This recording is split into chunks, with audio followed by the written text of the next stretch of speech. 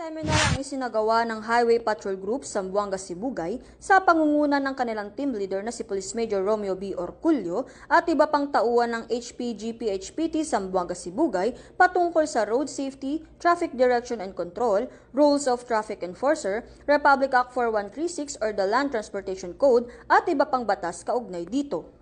Ang nasabing seminar ay ginanap noong 8 ng Hulyo taong kasalukuyan sa munisipalidad ng Ipil Hall Legislative Building, Ipil, Zamboanga, Sibugay na dinaluhan ng 29 na bagong talagang tauhan ng Municipality of Ipil Traffic Safety Operation Management or MITSOM kasama ng kanilang MISCOM Chief na si Retired Police Colonel Geraldo Benjamin A. Avengoza at ito ay naglalayong mapabuti ang kaalaman at kasanayan ng Ipil Traffic Safety Operation Management sa tamang pamamahala ng trapiko sa kanilang lugar. Lubos naman ang pasasalamat ng Ipil Traffic Safety Operation Management sa Highway Patrol Group sa kaalamang ibinahagi sa kanila ng mga tauhan na tiyak na magagamit nila sa kanilang pagtatrabaho at pagbibigay serbisyo sa ating mga kababayan.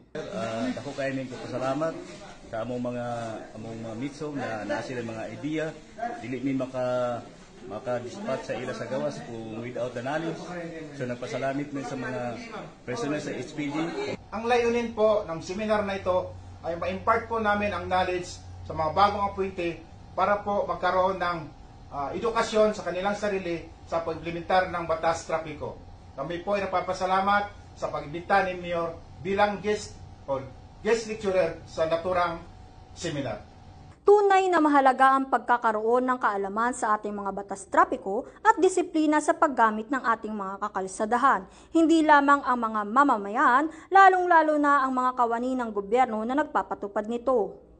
Ang Highway Patrol Group ay patuloy na tutulong at magbibigay serbisyo sa ating mga kababayan dahil ang HPG ay kakampi nyo at kasama nyo tungo sa maayos at ligtas na kakalsadahan na hatid ng bagong Pilipinas. At para sa iba pang balitang dala na serbisyong HPG, tumutok lamang sa aming YouTube channel at Facebook page na Police News Network. Mula sa tanggapan ng kampinyo sa kalsada at sa pamumuno ng aming buting Direktor, Police Brigadier General Eleazar P. Mata.